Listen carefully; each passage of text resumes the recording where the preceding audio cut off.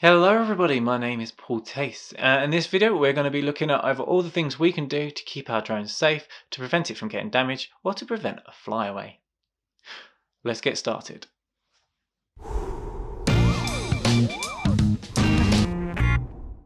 Okay guys, so as I said in the intro, I'm going to be going over all the things that I think need to be taken into account when flying your drone to make sure that you keep it safe.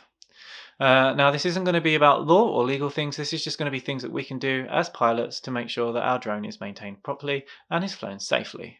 So the first thing I'd like to point out is that drones can fail to mechanical problems, and in some cases this is something we can do nothing about. But having said that, it is highly unusual, and there are a few things we can do to look out for these things and to stop them from happening. Okay guys, so my first tip is going to be to check the drone over to make sure it looks like it's in good condition. There's no breaks, particularly pay attention to the propellers, make sure the propellers can move freely, and there's no splits or cracks in them, and that they're the shape that they should be. The second thing to look at is going to be the battery. I would recommend not taking off with a battery unless it's fully charged, and it's also recommended that you land your drone with a 30% battery life left. Now the next thing I'm going to want to talk about is the environment. This is obviously going to have a huge impact of how safe it is to fly your drone. Now, so the third tip I'd like to say would be to check you've got enough satellites. I believe 12 is the minimum amount of satellites you would need to be able to lock in on your phone before you take your drone off. And in the DJI Fly app, this can be found in the top right hand corner of the screen. Tip number 4 would be to check the Drone Assist app just to make sure you're not flying in a restricted area and just so you're aware of any hazards that are around. Tip number 5 is to be aware of all the obstacles around you. This can be things like people and vehicles, particularly aircraft, but also things like trees and power lines. Now if you're flying at day, it should be really easy to identify these, but if you're flying at night, it's going to be a lot harder. So if you do wish to fly at night, I'd recommend going along during the day, having a look for potential obstacles, just so you're aware of them when you're flying. Tip number 6 is to be aware of water. Now I'm not saying don't fly over it, I'm just saying be aware of the effect it can have on the drone. Now if you fly too low over water, say 3 meters or below, there is a chance that the sensors and bottoms can get confused and start the drone dipping or moving side to side, which is obviously not what we want, particularly if we crash, we're going to land in the water.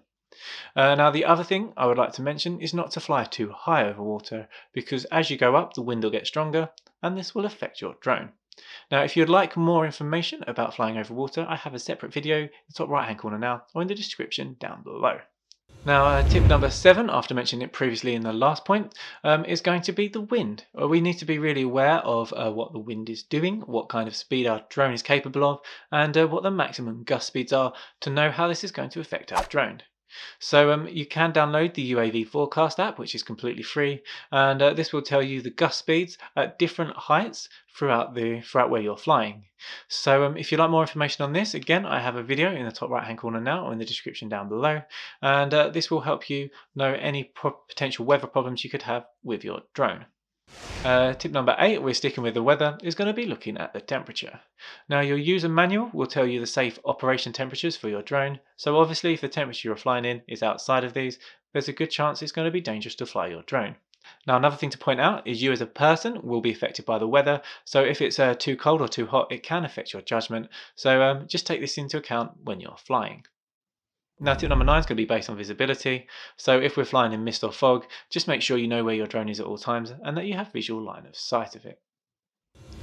Now tip number 10 is to take into account space weather. Now this might be something you wouldn't think would affect your drone, we're definitely not going to be flying that high, but something like a solar flare can affect the Earth's magnetic field, and this will affect the reception on your drone, and it can also affect the GPS because this will affect the satellites flying around the Earth. Now if you want to make sure you're flying in a safe space weather, you can download the UAV Forecast app, it's completely free, and on there you'll see a KP number. Now if this KP number is 4 or less, it is safe to fly your drone. Tip number 11 is just to be aware of the sensors on your drone and how they affect it. If you do have a drone with sensors on, I would recommend keeping them on unless you're doing something that requires you to turn them off. Now tip number 12, I know I'm going to get a lot of kickback in the comment section for this, but this is to keep visual line of sight of your drone. Now I know a lot of people break this, but it is a legal requirement to keep it, and if you can see your drone, you can know it's safe. Now Tip number 13 is to not consume alcohol or drugs before flying. I believe there's an 8-hour limit before you should legally be allowed to fly your drone after drinking, so this is just something to be aware of. Obviously, this is going to be less safe because it's going to impair your decision making. Okay guys, now tip number 14 is to make sure you feel well and alert in yourself. Now at first this may seem like a really lame tip, but 90% of accidents that happen with drones are caused by human fatigue. So just making sure you're feeling well, you're not stressed or under pressure, particularly if you're doing a commercial job, will make a really big difference when you're flying. Now tip number 15 leads on from the previous point, and this is to plan your flight. If you know what your objective is, it's going to be less stressful and it's going to help you make better decisions. This is going to be even more important if you're flying commercially. And now tip number 16 is going to be being aware of your reception and knowing how it can be affected by outside sources. So for example, any modems or internet connections in houses may affect the connectivity between your drone and your remote. Another thing to be aware is you are flying with Wi-Fi. This does actually open up the door to hackers. Now, I haven't actually heard of this happening yet, but I imagine this is something that may happen more in the future. Tip number 17 is to make sure you've got the correct return to home settings set. Now when you take off, this will set the point you take off as your return to home point, and I also recommend changing the return to home height to be 5 meters above the tallest thing around you. So if you're in a park and the tallest thing is a 30-meter tall tree, I personally would set my return to home height to 35 meters.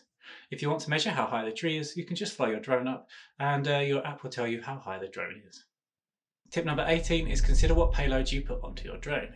If you put something too heavy on your drone, it can affect the motors and also the way it flies.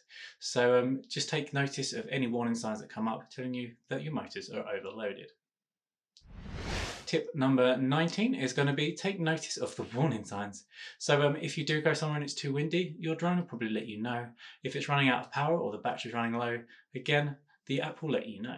So just take warnings into account and treat them as you should. Tip number 20 is to know how to use your compass. If you look on the bottom middle of the app, you will see this little icon here. You're going to be in the middle, and then going around the outside this semicircle is the path where the drone is. Now the drone's got to be the little triangle. If that triangle is in the middle of that semicircle, you know you're facing towards the drone, and if that arrow is pointing towards you, you know your drone is facing you. Tip number 21 is if you're using a DJI remote, if you hit the return to home button, it will make your drone hover where it is, whatever speed or direction you are going. This is going to be really useful if you're about to crash or hit something. It can potentially save your drone. And tip number 22 is practice. Obviously, the more you fly, the more you'll learn and the more experience you'll get. But it's also worth practicing what you'd do if things went wrong. So practice hitting that return to home button and just practice doing what you'd do if something went wrong. And tip number 23 is if you are in danger or if you're doing something that requires more concentration, fly in slow mode and keep it out of sports mode.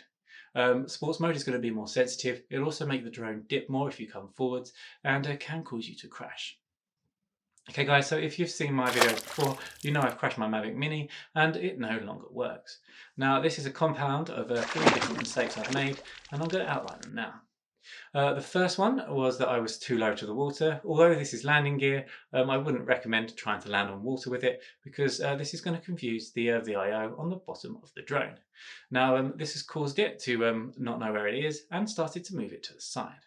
Now the second thing I've done wrong is I've put a payload on the drone. This is going to obviously increase the strain on the motors and it has caused any actions that the drone is doing to be magnified and it makes them harder to correct.